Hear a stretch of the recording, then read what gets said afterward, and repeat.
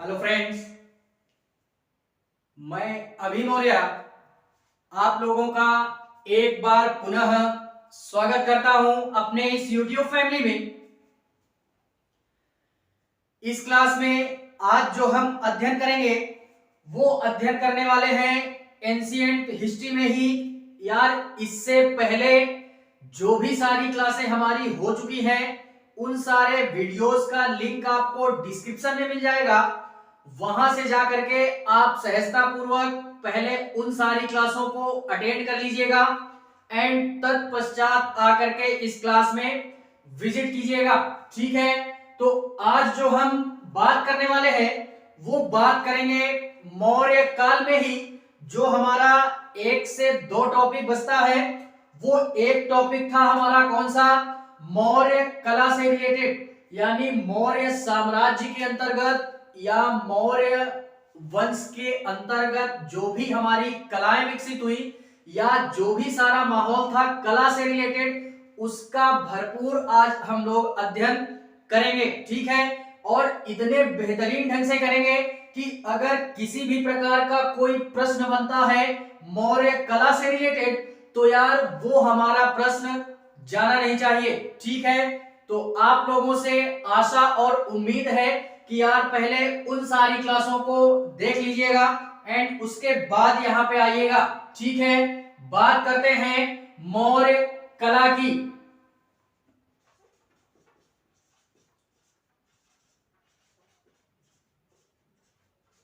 मौर्य वंश की जो भी कलाएं थी उन्हीं का अध्ययन करेंगे। ठीक है, सर्वप्रथम हम लोग यार ये देखते हैं कि कला होती क्या है। सबसे पहले इसको देखते हैं कि कला बोलते किसको है।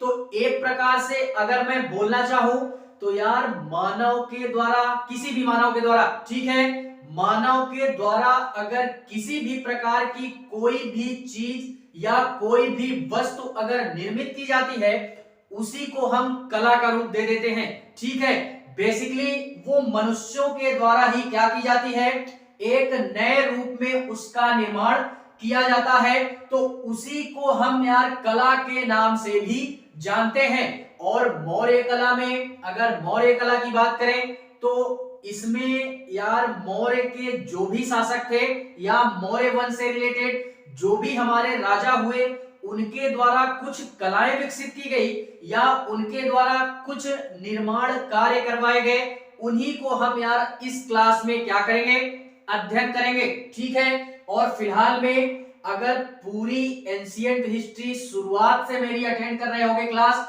तो यार इसमें एक चीज ध्यान देने वाली ये है कि सबसे मतलब पूरी की पूरी एंशिएंट हिस्ट्री में यह एक पहला चैप्टर है जिसमें हम कला का अध्ययन करने वाले हैं। इससे पहले किसी भी चैप्टर में हम लोगों ने कला का अध्ययन नहीं किया।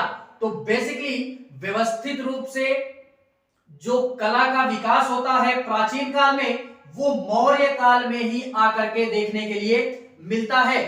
लेकिन एक बात यहां पे नोट करने वाली ये है कि यार इससे पहले कला का विकास हुआ था, वो कब हुआ था, तो वो हुआ था एकदम शुरुआती दौर में, यानी ऐतिहासिक काल में, सॉरी ऐतिहासिक काल में नहीं, साहित्यिक काल में हमारा हुआ था। कहां पे, सिंधु घाटी सभ्यता के अंतर्गत, याद होगा तो। ठीक है, सिंधु घाटी सभ्यता के अंतर्गत कला का विकास हमको देखने के लिए मिला था।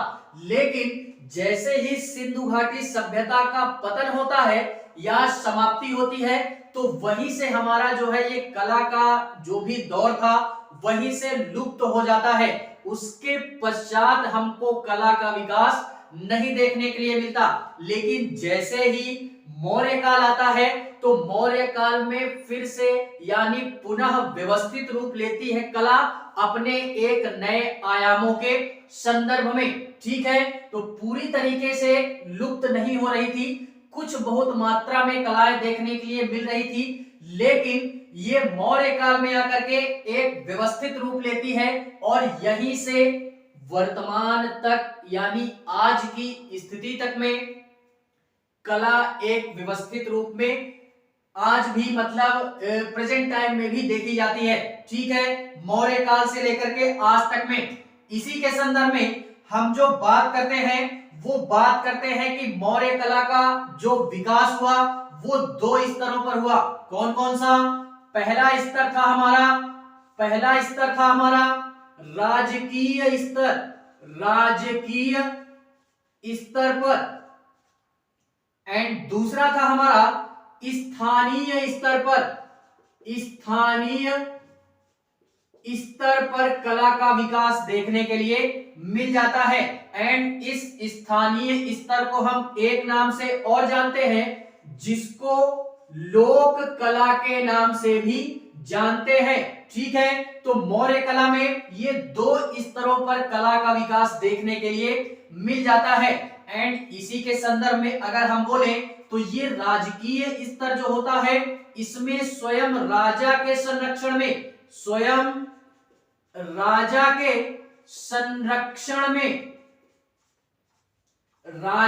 संरक्षण में जो भी कलाएं विकसित होती थी उन्हें हम राज स्तर की कला बोलते हैं या राजकीय स्तर की कला के नाम से जानते हैं। एंड यार ये जो स्थानीय स्तर है इसमें हम लोग क्या बोलते हैं? इसमें ये बोलते हैं कि उस समय मौर्य साम्राज्य के अंतर्गत जो भी हमारा समाज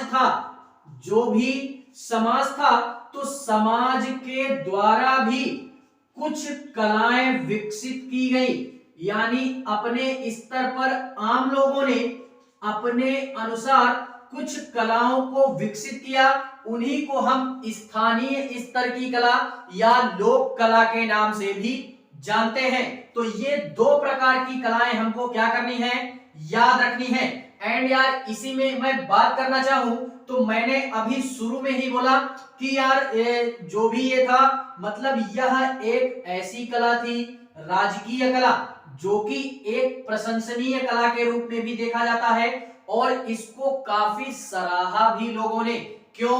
क्योंकि यार पहले जो कला का विकास होता था वहां पे उतना व्यवस्थित रूप नहीं था कला का। सिंधु घाटी सभ्यता के अंतर्गत जो भी हमारे भवन निर्माण होते थे या जो भी हमारे इमारतें वगैरह बनाई जाती थी, जो भी हमारी ईंट वगैरह के साक्ष्य भी वहां से प्राप्त हुए हैं, ये भी एक प्रकार का अपने आप में कला को क्या करता है? प्रदर्शित करता है। वो सिंधु घाटी सभ्यता के अंतर्गत था। लेकिन यहाँ पे भी हमको कुछ कलाएं देखने के लिए मिल जाती हैं और कलाएं ऐसे मिलती हैं कि यहाँ पे जो कलाएं विकसित हुई वो पत्थरों के निर्माण के द्वारा विकसित हुई। अर्थात जो भी कला यहाँ पे विकसित हुई मौर्य कला के अंतर्गत या मौर्य साम्राज्य के अंतर्गत, उसमें यार जो कला का विकास हुआ वो पत्थरों के द्वारा हुआ। क्यों? अब ऐसा क्यों? ऐसा इस कारणवश क्योंकि यार एक तरीके से बोले तो ये पत्थरों से इस कारणवश निर्मित करवाया गया क्योंकि यार ज्यादा से ज्यादा व्यवस्थित रूप प्रदान किया जा सके मौर्य साम्राज्य की कला को, या ये ज्यादा से ज्यादा समय तक टिकी रह पाएंगी। अब यार पत्थरों से बना था, इसी कारणवश इतिहासकारों को या पुरातत्वविदों को ये साक्ष्य प्राप्त हुए हैं कि हाँ प्राचीन काल में मौर्य साम्राज्य नाम का एक हमारा वंश था जिसमें यार जो भी हमारी कलाएं थी उनमें पत्थरों का बड़े ही बेहतरीन तरीके से प्रयोग किया गया था। तो इसी कारणवश पत्थरों के निर्माण यहाँ पे मतलब पत्थरों पे कुछ हमारे कलाएं विकसित की गई। अब वो कलाएं हमारी कौन कौन सी थी तो उसको देखते हैं। इसमें यार ये देखते हैं कि पत्थरों को व्यवस्थित रूप दिया गया और कौन कौन से, तो सर्वप्रथम जो कला का विकास होता है वो यार चंद्रगुप्त के समय से ही हो जाता है, जिन्होंने मौर्य वंश की स्थापना की थी। उन्होंने चंद्रगुप्त मौर्य ने जैसे क्या किया था कि एक विशाल किसका निर्माण करवाया? राजप्रसाद का क्या करवाया? निर्माण करवाया। यह भी अपने आप में मौर्य साम्राज्य की कला को क्या करता है? प्रदर्शित करता है। एंड इसी के संदर्भ में राजप्रसाद के संदर्भ में आता है, उसके बाद मतलब इसके बाद हमारे बिंदुसार वगैरह आते हैं, तो उनके द्वारा कुछ उस तरीके के व्यवस्थित कलाकृतियां उनके समय में देखने के लिए नहीं मिलती हैं। उसके पश्चात हमारे बिंदुसार का पुत्र आता है कब? 273 बीसी में, ठीक है। तो उसके पश्चात में 269 में आता है, 4 साल का गैप देखता है, ठीक है। तो उसके पश्चात में ये जो हमारे अशोक, जिनको हम सम्राट के नाम से जानते हैं, तो इनके द्वारा यार बड़े ही बेहतरीन ढंग से मौर्य साम्राज्य के अंतर्गत अशोक के द्वारा कुछ ज्यादा कलाएं विकसित की गई पूरे के पूरे मौर्य साम्राज्य के अंतर्गत, ठीक है। तो इसमें अशोक के द्वारा कुछ शिलालेखों का निर्माण करवाया गया, शिलालेखों का निर्माण करवाया गया, जो कि यह भी अपने आप में मौर्य कला को क्या करता है? प्रदर्शित करता है। एंड इसी के बाद में शिलालेखों के बाद कुछ हमारे भवनों का निर्माण करवाया। किसका? भवनों का निर्माण, भवनों का निर्माण, भवनों के साथ कुछ स्तूपों का निर्माण करवाया, स्तूपों का निर्माण करवाया। एंड स्तूपों के साथ में कुछ स्तंभों का भी निर्माण मौर्य काल के अंतर्गत देखने के लिए क्या होता है? मिल जाता है। तो ये जितनी भी सारी चीजें हैं या जितनी भी सारे निर्माण कार्य हमको देखने के लिए मिल जाते हैं मौर्य साम्राज्य के अंतर्गत, वो सारे के सारे निर्माण मौर्य कला को क्या करते हैं? प्रदर्शित करते हैं। तो इनमें से अभी हम एक एक करके देखते हैं कि राजप्रसाद में किन सारी चीजों को रखा गया। शिलालेख, भवन, स्तूप, स्तंभ, ये सारे ऐसे कौन सी कलाएं हैं जिनके अंतर्गत हम कुछ बातों को या कुछ टॉपिकों का अध्ययन इसमें बड़े ही बेहतरीन ढंग से करेंगे। एंड इसी के संदर्भ में ये जो समाज के लोग थे, इन्होंने अपने स्तर पे कुछ विकसित किया, तो उन्होंने कुछ अपने स्तर पर जो कलाएं विकसित की, उनमें जैसे हो गया यक्ष यक्षणियों की मूर्तियां, यानी एक प्रकार से बोले तो मूर्तियों का निर्माण, मूर्तियों का निर्माण करवाया गया या समाज के लोगों के द्वारा मूर्तियों का निर्माण किया गया, कुछ मूर्तियों का निर्माण।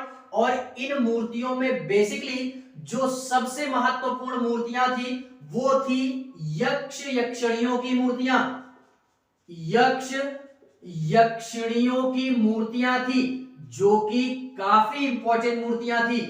इसको भी हमें क्या करना है? याद रखना है।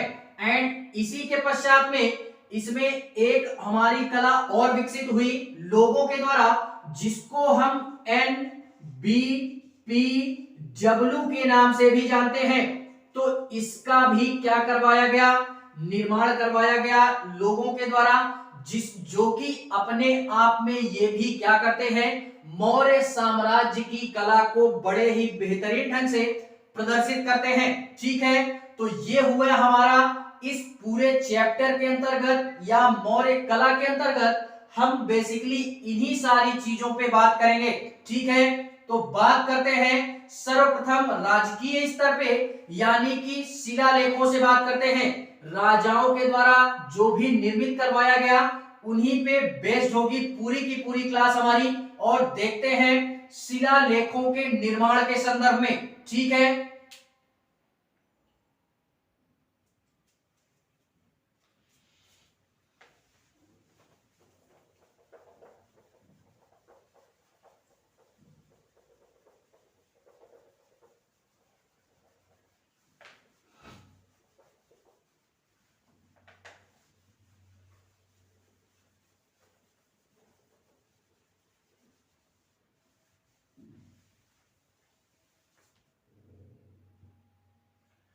देखते हैं इसी में मौर्य काल में शिलालेखों के संदर्भ में, जो कि इसको हम क्या बोलते हैं?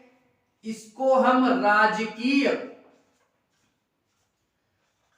कला का नाम देते हैं या राजकीय कला के नाम से भी जानते हैं। इसमें जो सर्वप्रथम मैं बात करूंगा वो बात करूंगा शिलालेखों की, शिलालेखों की बात करेंगे। क्यों? क्योंकि यार ये मौर्य वंश के कुछ ऐसे शासक थे जिन्होंने यार शिलालेखों का निर्माण करवाया, और बेसिकली अगर बात करें तो अशोक के द्वारा ज्यादातर जो भी हमारे शिलालेखों का निर्माण करवाया गया वो ज्यादातर अशोक के द्वारा ही करवाया गया। इसी के अंतर्गत शिलालेख या अभिलेख ये सारी चीजें आती है। अब देखते हैं ये शिलालेख होता क्या है। तो शिला मीन्स पत्थर होता है और लेख मीन्स लिखना होता है, या पत्थरों पर जो भी सारी चीजें लिखी जाती थी उसी को हम शिलालेख के नाम से भी जानते हैं, या पत्थरों पर जो भी लेख लिखवाए जाते थे उन्हीं को हम शिलालेख के नाम से जानते हैं। ठीक है, और इन शिलालेखों में यार ऐसी बातें लिखवाई जाती थी, या मौर्य वंश के जो भी शासक थे या जो भी अशोक था, अशोक नामक जो भी शासक था, ये यार इन शिलालेखों पर ऐसी बातें लिखवाता था, अपने जीवन से जुड़ी हुई बातें लिखवाता था, या समाज के हित में जो भी सारी अच्छी अच्छी बातें हुआ करती थी वो इन शिलालेखों पर या अभिलेखों पर लेख टाइप में लिखवाया जाता था, जिससे यार उस समाज में रहने वाले या उस साम्राज्य में रहने वाले जो भी लोग थे या जो भी उनकी प्रजा थी वो इन लेखों को पढ़ सके और अपने आचरण में उन लेखों के जो भी शब्द हैं या जो भी वाक्य हैं वो अपने आचरण में उतार सकें उन सारी बातों को। इसी कारणवश शिलालेखों का निर्माण हमारा अशोक के द्वारा किया गया। ठीक है, और सर्वप्रथम शिलालेखों का निर्माण किसके द्वारा कराया गया? तो यह भी अशोक के द्वारा ही करवाया गया। ठीक है, इन शिलालेखों के संदर्भ में इनको निर्मित करवाया इसी उद्देश्य थे, और एक उद्देश्य इनका यह भी था कि इन शिलालेखों को उन्होंने बेसिकली धर्म के प्रचार के कारणवश और उनकी जो राजनीति की व्यवस्था थी या जो प्रशासनिक व्यवस्था थी या जो भी सारी इस तरीके का सिस्टम उनके साम्राज्य में होता था उसी के संदर्भ में इन शिलालेखों पर व्याख्या की जाती थी। बेसिकली जितने भी सारे हम निर्माण यहाँ पे पढ़ेंगे या जितनी भी सारी चीजें हम अभी हम लोगों ने देखा यहाँ पे उनका बेसिकली एक ही उद्देश्य था, वो था पूरी की पूरी मौर्य साम्राज्य की धार्मिक व्यवस्था का प्रचार प्रसार करना या धार्मिक जो भी विचार थे राजा के उनका प्रचार प्रसार करना। इसी कारणवश शिलालेखों का निर्माण हमारे किया गया। तो ये एक दो उद्देश्य हमको याद रखना है। इसी के संदर्भ में ये जो शिलालेख हैं ये यार भारत के या हम लोगों ने देखा था इससे पहले कि मौर्य साम्राज्य जो है हमारा ये काफी विशाल साम्राज्य था, और पहली बार यह हमको देखने के लिए मिलता है प्राचीन इतिहास के अंतर्गत कि यह एकमात्र ऐसा साम्राज्य था जो कि पूरे के पूरे इंडिया पर क्या था, मतलब इसका विस्तार था और इंडिया के बाहर भी था वर्तमान से बात करें तो। ठीक है, तो इसी में देखते हैं ये जो हमको शिलालेख प्राप्त होते हैं ये हमको प्राप्त होते हैं अफगानिस्तान सीमा वाले क्षेत्र से। कहां से? अफगानिस्तान, जो हमारा अफगानिस्तान का सीमावर्ती क्षेत्र था, ऊपर जम्मू कश्मीर से लेकर के आगे इधर पीछे साइड में पश्चिम में अफगानिस्तान, और भारत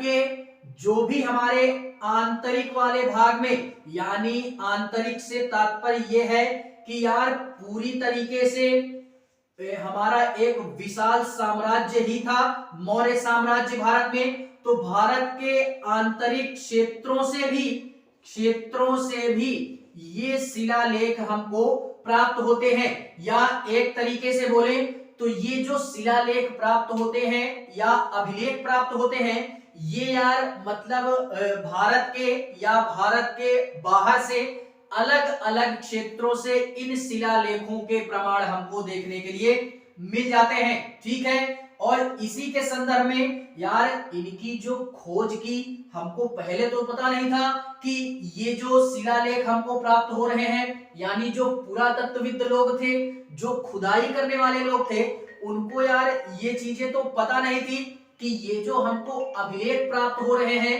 या जो शिलालेख प्राप्त हो रहे हैं ये किस काल के रहे होंगे।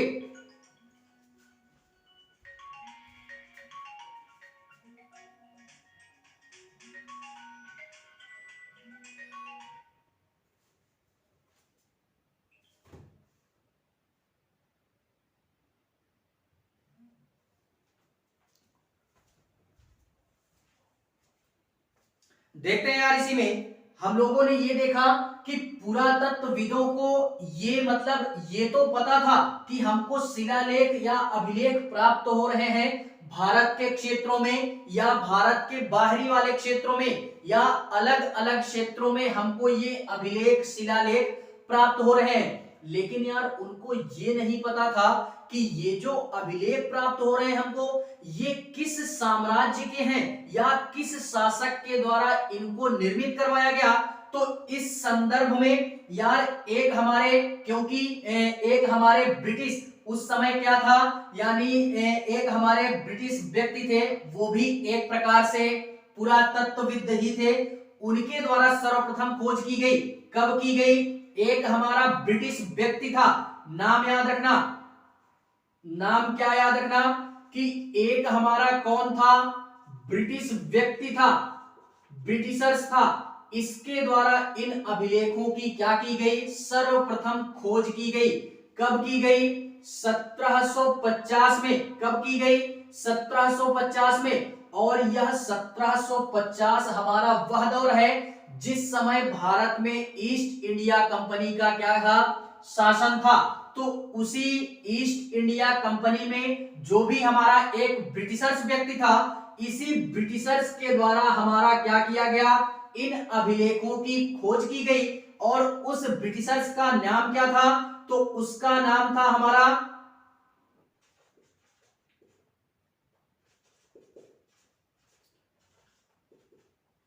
फिनथैलर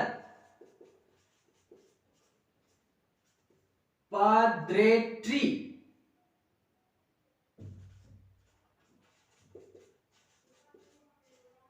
फिनथैलर के द्वारा सर्वप्रथम हमारे क्या की गई, इन शिलालेखों या अभिलेखों की क्या की गई, खोज की गई। ठीक है, तो इसको हमें याद रखना है। इस समय इंडिया पे ब्रिटिशर्स का शासन था, ठीक है, जो कि ब्रिटिशर्स हमारे वो 1600 में ही आ जाते हैं इंडिया में, जो कि बंगाल वाले क्षेत्र में अपना शासन सर्वप्रथम स्थापित करते हैं। ठीक है, तो इसी कारणवश इस व्यक्ति के द्वारा क्या किया गया, ये इनका मतलब खोज की गई। और इतना ही नहीं यार, ये सारी चीजें अगर हम समझ चुके हैं तो देखते हैं थोड़ा सा कि इन शिलालेखों पर जो भी हमारे लेख लिखवाए गए थे उसको यार इन्होंने खोज तो लिया, खोज लिया, ये अच्छी बात है, लेकिन खोजने के पश्चात में यार उन शिलालेखों को पढ़ा नहीं जा सका। यानी उन पर जो भाषा लिखी थी, उन पर जो लिपियों का प्रयोग किया गया था, वो भारत का ऐसा कोई इतिहासकार नहीं था जो कि उन लेखों को क्या कर सके, पढ़ सके। तो इस संबंध में या इस संदर्भ में एक हमारा आता है क्या, एक इतिहासकार आता है जो कि 1837 में आता है। कब आता है? 1837 में। 1800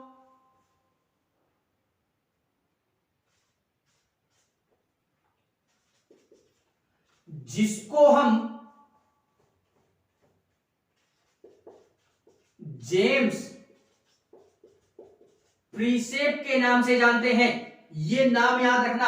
1837 में एक हमारा इतिहासकार आता है, 1837 में जेम्स प्रीसेप नाम का, इसी के द्वारा हमारा सर्वप्रथम इन शिलालेखों पर या अभिलेखों पर जो लेख लिखे गए थे उनको यार पढ़ने का इन्होंने क्या किया, प्रयास किया। और जितने भी अभिलेख प्राप्त हुए इंडिया से या अलग अलग क्षेत्रों से, उन सारे अभिलेखों को क्या किया, इन्होंने बड़े ही बेहतरीन ढंग से पढ़ा। और इन अभिलेखों पर जो हमारी लिपि का प्रयोग किया गया था, वो ना ही हिंदी की जो लिपि है देवनागरी लिपि, ना ही इस लिपि का प्रयोग किया गया था, और जो हमारी अंग्रेजी की लिपि है रोमन लिपि, इस लिपि का प्रयोग भी यहाँ पे नहीं देखने के लिए मिलता। अब इन लिपियों का प्रयोग देखने के लिए नहीं मिलता तो कौन सी लिपि थी? तो इस समय इन शिलालेखों पर जो लिपियों का प्रयोग किया गया था वो लिपियां थी हमारी कौन सी? तो हम लोगों ने यार पहले ही पढ़ा था यूनानी आक्रमण में, यूनानी वाले चैप्टर में, कि इन लिपियों में जो हमारे इन लेखों पर लिपियां प्राप्त होती हैं या लिपियों द्वारा जो लिखा जाता है वो थी हमारी अरमाइक लिपि। अरमाइक लिपि, अरमाइक लिपि, खरोष्ठी, खरोष्ठी लिपि, एंड इसी के पश्चात में ब्राह्मी लिपि, ब्राह्मी लिपि, एंड इसी के पश्चात में एक हमारी लिपि और विकसित हुई जिसको हम ग्रीक लिपि के नाम से भी जानते हैं। ठीक है, अरमाइक लिपि पहले से ही भारत में थी, अरमाइक लिपि जो थी ये यूनानियों की देन थी। जब सिकंदर भारत में आक्रमण करता है तो वो यार आता है और उनकी कला यानी यूनान की कला भारत में विकसित होती है, तो भारत में एक नई कला का निर्माण होता है जिसको हम खरोष्ठी लिपि के नाम से जानते हैं। और ये जो ब्राह्मी लिपि है ये पहले से ही भारत में क्या थी, प्रचलित थी। और ये जो ग्रीक लिपि है ये हमारी ग्रीक लिपि जो है ये यार अफगानिस्तान वाले क्षेत्र में इस लिपि का प्रयोग ज्यादातर देखने के लिए मिल जाता है। इसी के संदर्भ में जो एक दो पॉइंट हमें याद रखना है लिपियों के संदर्भ में, ये जो हमारी अरमाइक लिपि है इसको मैंने अभी पहले ही बोला कि ये हमारी एक यूनानी लिपि थी। यूनानी लिपि जो कि सिकंदर के आने से कला का विकास हमारे देखने के लिए मिलता है भारत में, और इसी कला के निर्माण में हमारी एक लिपि का निर्माण होता है जिसको खरोष्ठी लिपि के नाम से जानते हैं। ठीक है, इसी के संदर्भ में ये जो हमारी ग्रीक लिपि है ये अफगानिस्तान वाले क्षेत्र में इस लिपि का प्रयोग देखने के लिए मिल जाता है। अफगानिस्तान के क्षेत्र में ये ग्रीक लिपि और अरमाइक लिपि ये दोनों लिपियां जो है हमारी क्या है, ये इन दोनों लिपियों का प्रयोग अफगानिस्तान या एक तरीके से बोले जम्मू कश्मीर का जो भी हमारा पश्चिमी वाला हिस्सा है ये इन लिपियों का प्रयोग इन क्षेत्रों में ज्यादातर देखने के लिए मिलता है। क्यों? क्योंकि इधर ही हमारा अफगानिस्तान से पीछे ही हमारा ईरान और यूनान पड़ता है, तो वहां की ये जो लिपि है ये इन क्षेत्रों में ज्यादातर विकसित हुई। एंड इसी के संदर्भ में ये जो ब्राह्मी लिपि है ये पहले से ही इंडिया में क्या थी, विकसित थी। यानी ब्राह्मी लिपि ये भारत में पहले से ही विकसित थी। और ये जो खरोष्ठी लिपि है इस खरोष्ठी लिपि का प्रयोग पाकिस्तान और भारत के जो भी हमारा क्षेत्र है आंतरिक वाला क्षेत्र, यहाँ पे खरोष्ठी लिपि का प्रयोग ज्यादातर देखने के लिए मिल जाता है। और एक बात यहाँ पे ये याद रखेंगे कि ये जो खरोष्ठी लिपि है ये लिखी कैसे जाती है, तो हम लोगों ने यार उर्दू के शब्द देखे होंगे। उर्दू जो है, उर्दू जो लिखी जाती है वो यार खरोष्ठी लिपि में लिखी जाती है, और जो हम लोग लिखते हैं यानी हिंदी वगैरह ये हमारी ब्राह्मी लिपि में लिखी जाती है।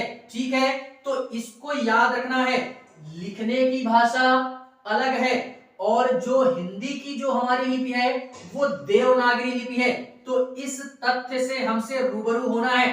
ठीक है, एक तरीके से बोले ये खरोष्ठी लिपि जो है ये कैसे लिखी जाती थी, तो ये लिखी जाती थी दाईं ओर से, यानी दाईं ओर से बाईं ओर, दाईं ओर से बाईं ओर जो हमारी भाषा लिखी जाती है उसी को हम खरोष्ठी लिपि के नाम से भी जानते हैं। फॉर एग्जाम्पल देखते हैं यार हम लोग, यार उर्दू भाषा जो लिखी जाती है वो दाईं ओर से बाईं ओर ही लिखी जाती है, तो वो किस लिपि में लिखी जाती है, वो हमारी लिखी जाती है खरोष्ठी लिपि में। एंड इसी के संदर्भ में ये जो हमारी ब्राह्मी लिपि है ये ब्राह्मी लिपि हमारी बाईं ओर से, कहां से, बाईं ओर से, बाईं ओर से दाईं ओर ये ब्राह्मी लिपि लिखी जाती है। और भारत के अधिकांश क्षेत्रों में प्राचीन समय से लेकर के आज वर्तमान स्थिति की बात करें तो यार ये ब्राह्मी लिपि ही सर्वप्रथम देखने के लिए मिल जाती है। और यार बेसिकली हम लोग लिखने में जो प्रयोग करते हैं वो ब्राह्मी लिपि का प्रयोग ही करते हैं। ठीक है, बाईं ओर से दाईं ओर ही हम लोग स्टार्टिंग करते हैं। तो ये हमारी कौन सी लिपि, ये ब्राह्मी लिपि है हमारी। ठीक है, तो इतनी सारी चीजें इन शिलालेखों के संदर्भ में पहली बात तो याद रखनी है।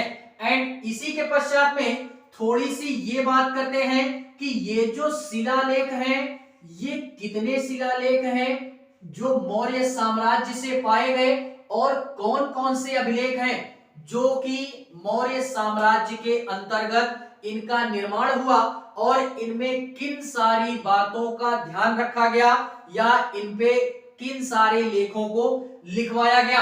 तो देखते हैं इसी में हम लोग जो बात करते हैं, मैंने पहले ही बोला कि जो शिलालेख हैं उनकी खोज हमारे फेंथेलर नामक एक हमारा व्यक्ति था जो कि ब्रिटिशर्स था, उसके द्वारा खोज की गई।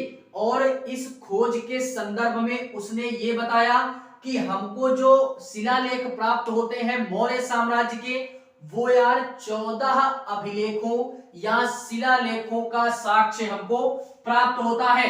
कितने शिलालेख? 14 शिलालेख। 14 शिलालेखों का साक्ष्य प्राप्त होता है मौर्य साम्राज्य के अंतर्गत। फिलहाल में इसमें से 2-4 हम लोग देखते हैं जो कि काफी इंपॉर्टेंट है, बाकी यार 14 का अध्ययन हम ना करने वाले। ठीक है, देखते हैं इसी में जो 14 अभिलेख हमको प्राप्त होते हैं, इन अभिलेखों पे किस प्रकार के मतलब वाक्य लिखवाए गए या किस प्रकार के शब्दों का प्रयोग यहाँ पे किया गया। तो सर्वप्रथम जो पहला अभिलेख था या जो पहला शिलालेख था, यानी प्रथम शिलालेख, जो कि अशोक के द्वारा, किसके द्वारा? अशोक के द्वारा निर्मित करवाया गया। फिलहाल में ये सारे शिलालेख अशोक के द्वारा ही निर्मित करवाए गए और इन्हीं के समय में देखने के लिए मिलते भी हैं। ठीक है, तो इस प्रथम शिलालेख में अशोक ने यह लेख लिखवाया कि मेरे साम्राज्य के अंतर्गत किसी भी पशु की बलि नहीं दी जाएगी। ये प्रथम शिलालेख में लेख लिखवाया किसने? अशोक ने, जिसको सम्राट के नाम से जानते हैं। यानी एक तरीके से बोले तो प्रथम शिलालेख में अशोक ने लिखवाया कि पशु बलि की हत्या, पशु बलि की निंदा की इन्होंने, पशु बलि की निंदा की, अर्थात मेरे साम्राज्य में किसी भी प्रकार के पशुओं की बलि नहीं दी जाएगी। ये प्रमाण हमको कहां से मिलता है? तो ये प्रमाण हमको अशोक के प्रथम शिलालेख से देखने के लिए मिल जाता है। लेकिन यहाँ पे यार एक बात ये भी है, थोड़ा सा इंटरेस्टिंग है, क्या कि इसके साम्राज्य में ये बात तो लिखवा दी गई, इसने स्वयं लिखवा तो दिया, लेकिन खुद पे इसने अमल नहीं किया। क्यों?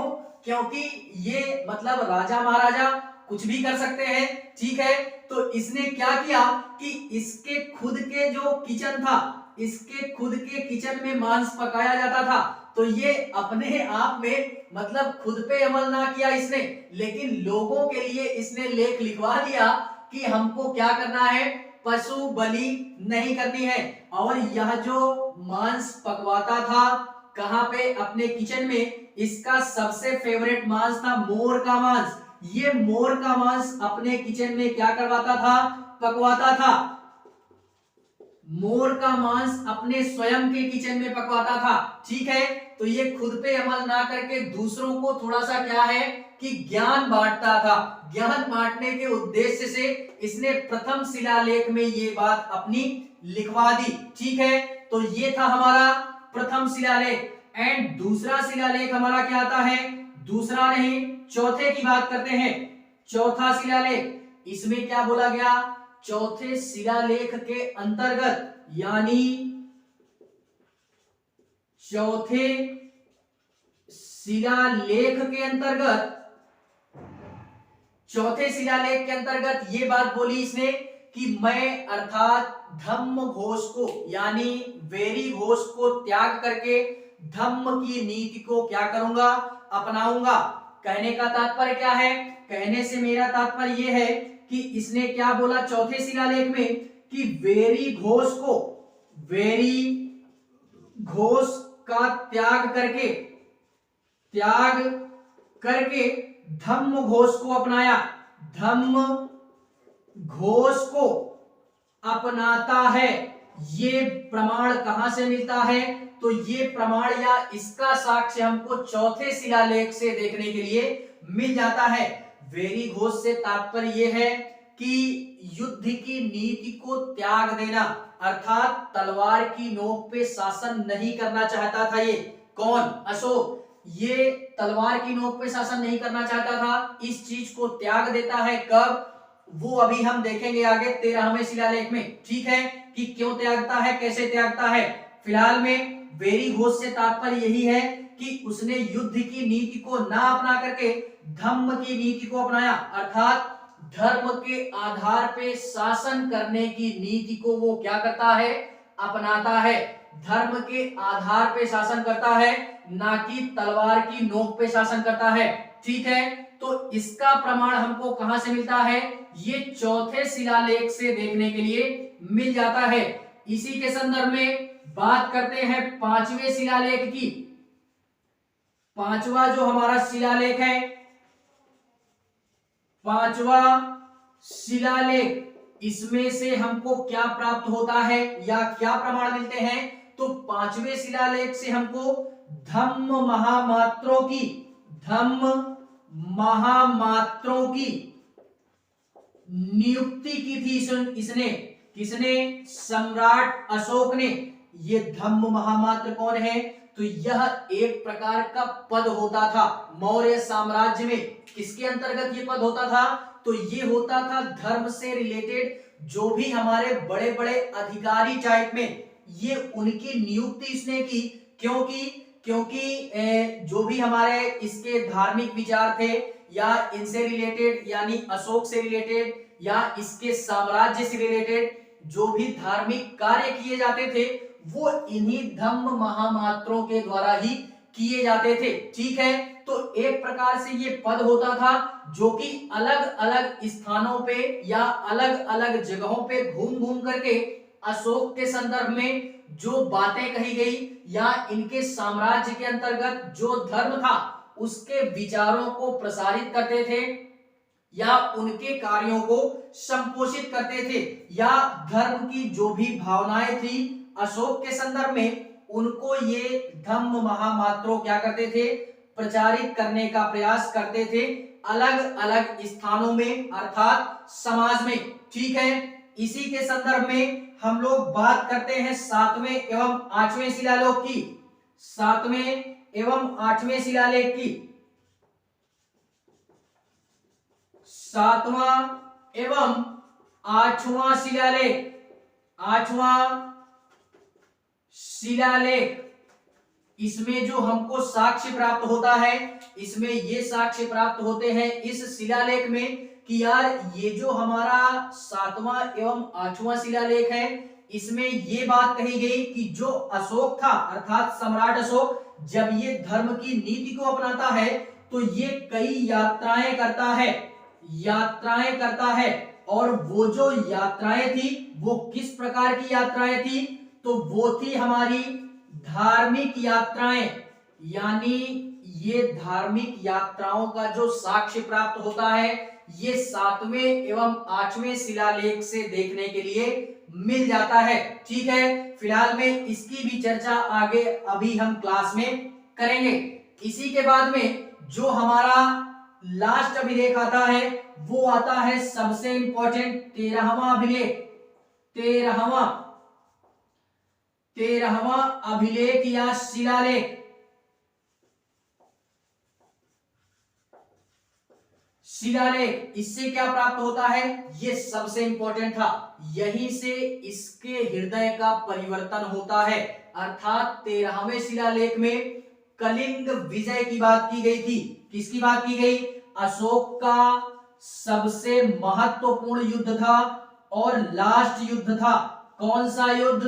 कलिंग युद्ध, जो कि वर्तमान उड़ीसा वाले क्षेत्र में देखने के लिए मिल जाता है। इसी कलिंग के युद्ध के पश्चात ही उसने प्रण लिया कि मैं वेरी घोष को ना अपना करके धम्म घोष को अपनाऊंगा, अर्थात धर्म के रास्ते पे अपने जो भी साम्राज्य है उसको चलाने का क्या करूंगा, प्रयास करूंगा। तो फिलहाल में इस 13वें शिलालेख में हमको यही साक्ष्य प्राप्त होता है कि अशोक का हृदय किस तरीके से परिवर्तित होता है या इस कलिंग युद्ध के पश्चात में। ठीक है, तो फिलहाल में ये थी हमारी कुछ महत्वपूर्ण बातें शिलालेखों से संबंधित। ठीक है, फिलहाल में शिलालेखों से रिलेटेड हमको इतनी सारी चीजें क्या करनी है, याद रखनी है, जो कि अपने आप में मौर्य कला को क्या करता है, ये शिलालेख प्रदर्शित करता है। तो ये जो शिलालेख थे मौर्य साम्राज्य के अंतर्गत, ये अपने आप में शिलालेखों को बड़े बेहतरीन ढंग से प्रदर्शित करता है। बात करते हैं इसी शिलालेख के पश्चात में कुछ स्तंभों के संदर्भ में, जो कि वो भी अपने आप में मौर्य कला को क्या करते हैं, प्रदर्शित करते हैं। ठीक है,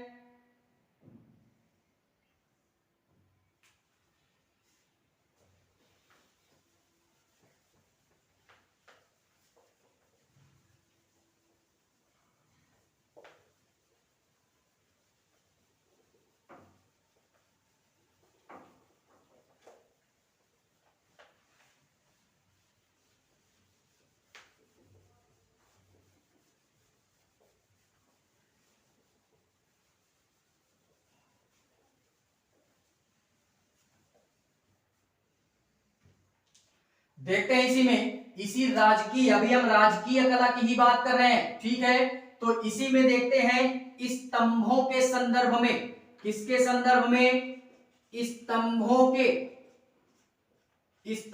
के संदर्भ में जो हमारी कला विकसित हुई या स्तंभ के रूप में जो कलाओं का निर्माण किया गया, उसको हम लोग यहाँ पे देखते हैं मौर्य कला के अंतर्गत। स्तंभों में यार सर्वप्रथम हम लोग ये बात करते हैं कि स्तंभ यार क्या होते हैं, यहाँ एक प्रकार का पिलर टाइप होता है, हमको नाम से ही पता लग रहा है। ठीक है, तो ये एक प्रकार का पिलर टाइप होता है और इसमें यार क्या किया गया कि इसमें भी कुछ हमारी ऐसी कलाएं विकसित की गई जो कि स्तंभ के तौर पे जानी जाती हैं और इसी में हमारे कई सारे स्तंभों का निर्माण मौर्य साम्राज्य में देखने के लिए मिल जाता है। और उन स्तंभों की संख्याओं की बात करें तो मौर्य साम्राज्य के अंतर्गत 7 स्तंभों के साथ प्राप्त होते हैं। 7 स्तंभों के साक्ष्य हमको क्या होते हैं, प्राप्त होते हैं मौर्य कला के अंतर्गत। ठीक है, और इन 7 स्तंभों को यार भारत के अलग अलग क्षेत्रों से, भारत के अलग अलग क्षेत्रों से ये स्तंभ हमको प्राप्त होते हैं। फॉर एग्जाम्पल कहां से, यार हमारा उत्तर प्रदेश का क्षेत्र हो गया, उत्तर प्रदेश वाले क्षेत्र से भी हमको इन स्तंभों का साक्ष्य देखने के लिए मिल जाता है। एंड उत्तर प्रदेश के पश्चात में बिहार का क्षेत्र हो गया, यार आधुनिक बिहार का क्षेत्र। एंड प्राचीन बात करें तो मगध का क्षेत्र, मगध तो यार केंद्र ही था मौर्य साम्राज्य का, तो यहाँ पे ज्यादातर यानी अधिकांश जो स्तंभ हमको प्राप्त होते हैं वो बिहार अर्थात मगध वाले क्षेत्र से देखने के लिए मिल जाते हैं। मगध वाले क्षेत्र में कुछ एक दो स्थानों का चर्चा हम करते हैं, जैसे लौरिया, नंदनगढ़, इस स्थान से भी हमको स्तंभ प्राप्त हुए हैं, कहां के, मौर्य साम्राज्य के। एंड लौरिया नंदनगढ़ के पश्चात लौरिया अरे राज यहां से भी प्राप्त होते हैं। एंड इसी के पश्चात में रमपुरवा, यह भी एक ऐसा स्थान है जहां से हमको मौर्य साम्राज्य की जो भी कला विकसित थी स्तंभ के रूप में, वो हमको देखने के लिए मिल जाती है। ठीक है, एंड इसी में इन क्षेत्रों को हमें याद रखना है। एंड एक स्थान और था बिहार का हमारा, जो कि हम लोग बोलते हैं एक तरीके से बोले तो पटना का क्षेत्र था, बिहार में पटना वाला क्षेत्र था, जिसको हम लोग आई थिंक दारागंज के नाम से जानते हैं। तो इस दारागंज वाले क्षेत्र से भी हमको क्या होता है, यानी पटना के दारागंज, यहां से भी हमको मौर्य साम्राज्य की जो भी कलाएं विकसित थी स्तंभ से रिलेटेड, वो यार यहां से देखने के लिए मिल जाती हैं। एंड यार सबसे जो महत्वपूर्ण बात है उसकी बात अब करते हैं स्तंभों के संदर्भ में, जो कि काफी महत्वपूर्ण है।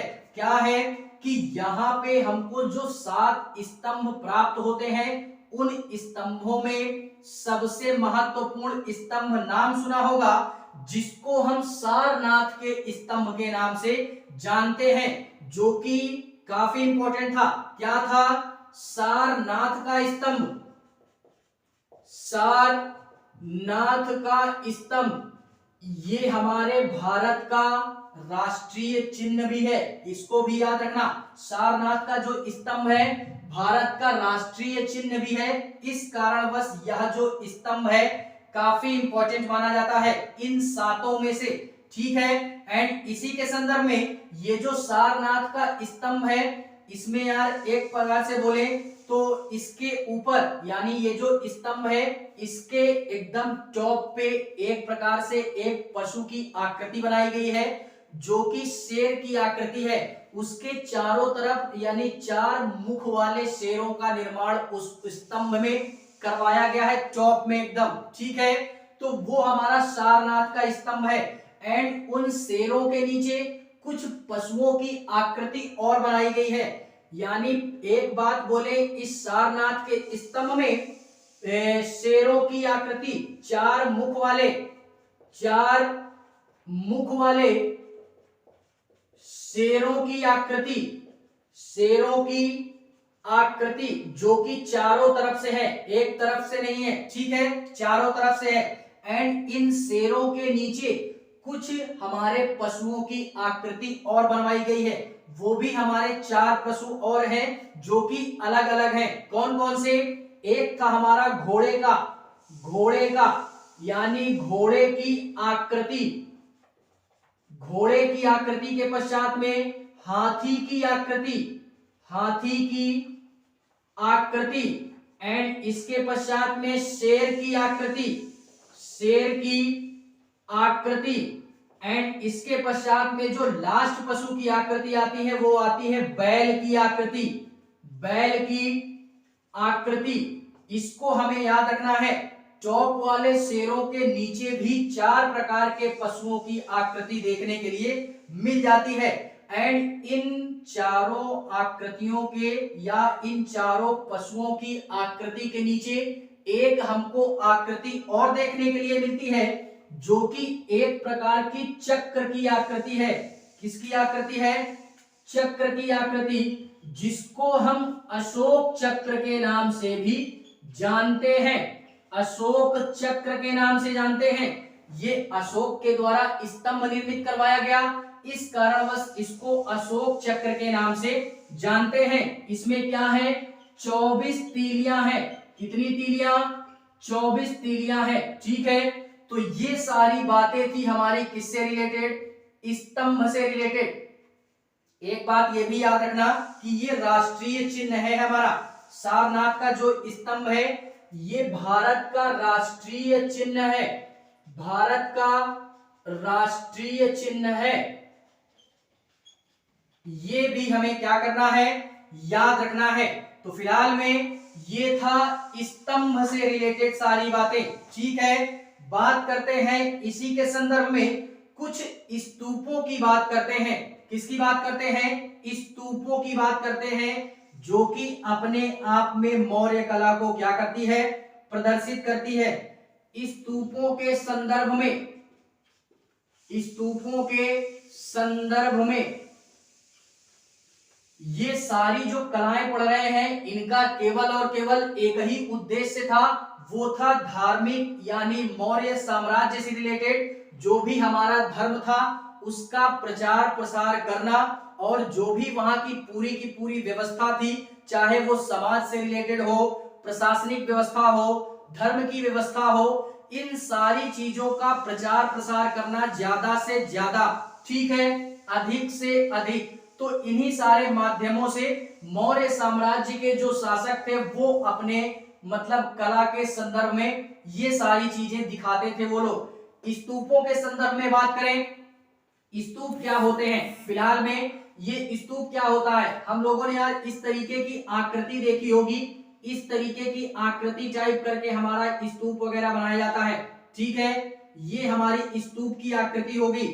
इस तरीके के स्तूप बनवाए जाते थे जो कि अशोक के शासनकाल से ही सर्वप्रथम देखने के लिए मिल जाता है। स्तूपों का निर्माण सर्वप्रथम अशोक के समय से ही देखने के लिए मिलता है और ये जो स्तंभों का निर्माण है ये भी अशोक के समय से ही सर्वप्रथम देखने के लिए मिल जाता है। स्तूप होता क्या है, तो सर्वप्रथम अगर बात करें ये जो स्तूप होता है ये यार एक बॉक्स टाइप में होता है। हम लोगों ने देखा होगा यार, इससे पहले हम लोगों ने सांची का स्तूप सुना होगा, सांची का स्तूप आई थिंक यार हम लोगों ने देखा होगा 200 की नोट में, शायद 200 की नोट में वो सांची का स्तूप ही छपा है, ठीक है। तो इस सांची के स्तूप को किसने निर्मित करवाया, तो ये निर्मित करवाया अशोक के द्वारा ही निर्मित करवाया गया, जो कि मध्य प्रदेश में हमारा देखने के लिए मिल जाता है, ठीक है। फिलहाल में ये स्तूप होता क्या है, तो ये एक प्रकार का बॉक्स टाइप में होता है और इसके अंदर यानी इस बॉक्स के अंदर में क्या होता है कि ये बौद्ध धर्म से रिलेटेड ही था ये, क्यों, क्योंकि अशोक बौद्ध धर्म को मानता था, तो इस कारणवश इन जो स्तूपों का निर्माण करवाया गया ये बौद्ध धर्म से जोड़ करके ही इसको दिखाया जाता है। फिलहाल में बौद्ध धर्म से अधिक जोड़ के दिखाया जाता है, लेकिन ऐसा नहीं है कि केवल बौद्ध धर्म से जुड़े स्तूप ही देखने के लिए मिलते हैं, वो कई सारे धर्मों के स्तूप आज इंडिया में देखने के लिए मिलते हैं, ठीक है। लेकिन मौर्य साम्राज्य पढ़ रहे हैं तो मौर्य साम्राज्य में फिलहाल में बौद्ध धर्म से रिलेटेड ही स्तूप देखने के लिए मिल जाते हैं। तो ये जो स्तूप था ये बॉक्स टाइप में था और इसके अंदर जो है यार, इसके अंदर बौद्ध धर्म से जुड़े हुए जो गुरु थे या जो भी बौद्ध धर्म से जुड़े हुए जो भी अनुयायी थे या बौद्ध धर्म से जुड़े हुए जो भी मतलब एक प्रकार से दार्शनिक थे, उनके मरने के पश्चात में उनके जो अवशेष होते थे, जो अवशेष बचते थे, उनको संरक्षित करके इस बॉक्स के मतलब अंदर रखा जाता था, इस बॉक्स के अंदर रखा जाता था और इसी यहाँ पे जो अवशेष रखे जाते थे यानी संरक्षित करके, इस संरक्षित करके ये रखे जाते थे। तो संरक्षण के संदर्भ में, संरक्षण के संदर्भ में ये जो अवशेष अंदर इस बॉक्स में संरक्षित करके रखे जाते हैं, इसी स्थान को हम स्तूप के नाम से भी जानते हैं। तो फिलहाल में ये हमारा स्तूप होता है। एंड इसी में अगर बात करें तो जो हमारे प्राचीन जो भी इतिहासकार हैं या जो ग्रंथ हैं उनमें यार ये बोला गया कि अशोक के साम्राज्य के अंतर्गत लगभग 84,000 स्तूपों का निर्माण अशोक ने क्या करवाया था। लेकिन फिलहाल में यार ये मेरा मानना है कि इतना नहीं हो सकता, असंभव वाली बात है। 84,000 स्तूप यार, अगर 84,000 सोचो ना, सोचने वाली बात है कि अगर 84,000 स्तूपों का निर्माण वो करवाता तो क्या उसके साक्ष्य आज हमको नहीं प्राप्त होते? बिल्कुल होते, बिल्कुल होते। क्यों? क्योंकि जब यार ये हमको सांची जैसा स्तूप उसने निर्मित करवाया, जब इसके साक्ष्य हमको प्राप्त हो सकते हैं तो उन 84,000 स्तूपों का साक्ष्य भी हमको क्या होता? प्राप्त होता। ठीक है, तो ये मेरे अनुसार है कि ये असंभव वाली बात एक तरीके से कह दी गई है। करवाया होगा उसने, लेकिन 84,000 तादाद कुछ ज्यादा है। ठीक है, फिलहाल में ये जो सांची का स्तूप है इसके द्वारा एक दो स्तूपों का हम नाम देखते हैं, जैसे सांची का स्तूप, सांची का स्तूप। एंड इसी में एक नाम और देख लेते हैं, भरहूंच या भरहूल का स्तूप, ये इस तरीके के अभिलेख, इसमें इत्यादि डाल लेना क्योंकि 84,000 बोला गया है बुक में, तो काफी ज्यादा बोल दिया गया है जो कि असंभव वाली बात है, ठीक है। लेकिन ये जो सांची का स्तूप है कहां पे पड़ता है, ये आधुनिक मध्य प्रदेश में, मध्य प्रदेश वाले क्षेत्र में ये सांची का स्तूप देखने के लिए मिल जाता है, जो कि ये सारे के सारे स्तूप जो मौर्य साम्राज्य के अंतर्गत निर्मित करवाए गए, ये बौद्ध धर्म से जोड़ करके ही निर्मित करवाए गए। क्यों? क्योंकि अशोक बौद्ध धर्म से रिलेटेड था या बौद्ध धर्म को मानता था। बिंदुसार आजीवक संप्रदाय को मानता था। बिंदुसार के पश्चात में उसका जो पिता था चंद्रगुप्त, वो जैन धर्म को मानता था, और ये अशोक जो था ये बौद्ध धर्म को मानता था, ठीक है। तो इतनी सारी चीजें हमें इस अशोक के जो भी हमारे ये कलाकृतियां थी इनसे रिलेटेड याद रखना है। ये स्तूप जो है ये भी एक प्रकार से कला को प्रदर्शित करती है, मौर्य साम्राज्य की कला को, ठीक है। तो फिलहाल में ये थी हमारी स्तूपों के संदर्भ में, ठीक है। तो फिलहाल में आज के लिए बस इतना ही, बात करेंगे इसके आगे इसके नेक्स्ट क्लास में। अगर क्लास अच्छी लगे तो लाइक करें, कमेंट करें, और हाँ, चैनल को सब्सक्राइब जरूर करें। बाकी मिलते हैं इसी के नेक्स्ट पार्ट की ओर, तब तक के लिए जय